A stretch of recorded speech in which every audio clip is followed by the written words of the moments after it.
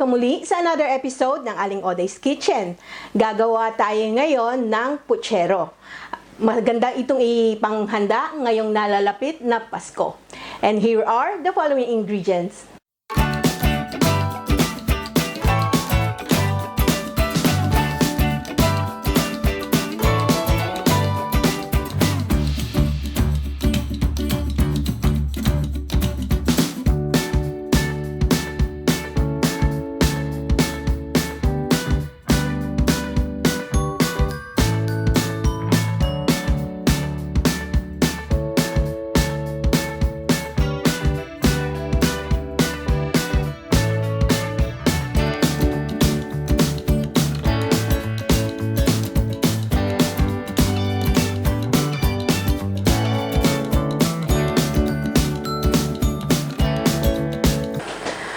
Ang ating first step dito sa ating kawali, nagpainit na ako ng oil, igigisa natin yung ating garlic at onion.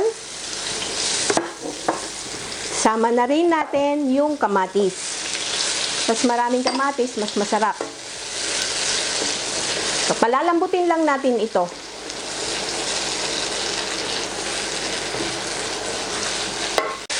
Ayan. Malambot na yung ating kamatis at saka sibuyas.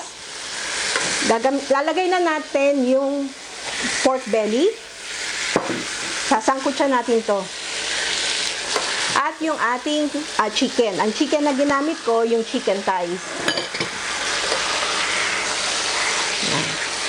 Tuloy lang natin ang paggigisa hanggang sa parang maglumabas na yung juice ng ating meat. Ayan. Gisang-gisa na ito. Lumalabas na yung juice ng ating meat. Pwede na nating ilagay yung ating tubig.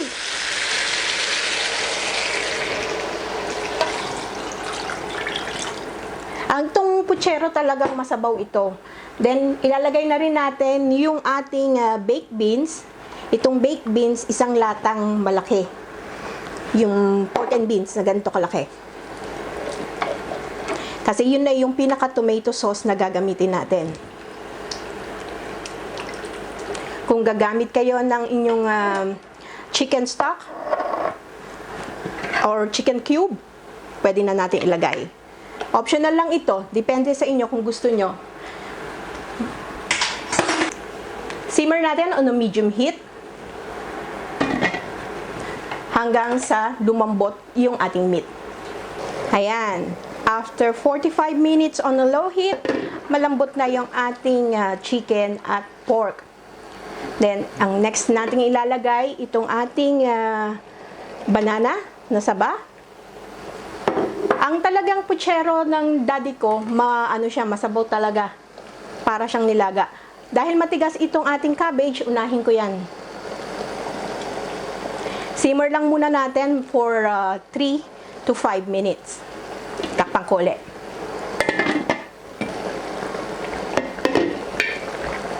Yan. Habang pinalalambot natin, lagyan na natin ng pepper. Adjust nyo na lang according to your taste. At yung ating salt. Yan. Haluin lang natin. Yan. Takpan ko lang hanggang sa medyo lumambot na yung ating cabbage. Ayan. Tikman na natin kung okay na yung timpla.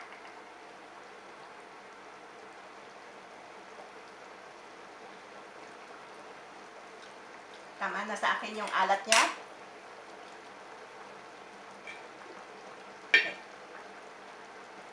Ayan. After 5 minutes na simmering, lagay naman natin yung bichuelas.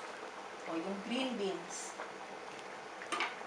Simmer uli natin to ng about 2 minutes.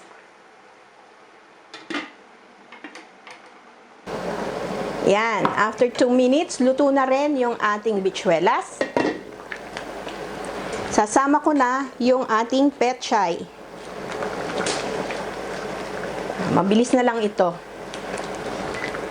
Itong ating puchero, medyo manamis-namis to kasi dahil dun sa ating saba.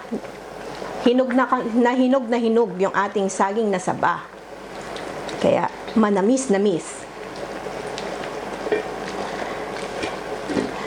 Takpan ko ulit to, pero isi-switch off ko na siya. Tama na yung heat na para doon sa ating petchay para maluto. Yan. Sarap. Paskong Pasko. It reminds me of Christmas sa Pilipinas during childhood days. Miss ko ang daddy ko tuloy.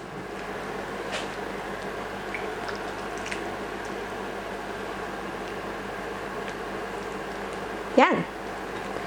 This one is ready for serving. Ito na ang ating chicken and pork pochero. Sana magustuhan niyo itong recipe na ito and share it with your friends. Hindi kayo mapapahiya dito sa ating chicken and pork pochero. Talagang masarap siya at Pinoy na panghanda ngayong Pasko. Don't forget to subscribe dun sa isa ko pang YouTube channel na Oday Vlogs. Ang link makikita nyo sa description box below. Don't forget to subscribe and hit that notification button para lagi kayong updated tuwing mag-upload ako ng aking videos. Ako po si Aling Oday. Magkita-kita ulit tayo sa aking susunod na video. Salamat! Bye!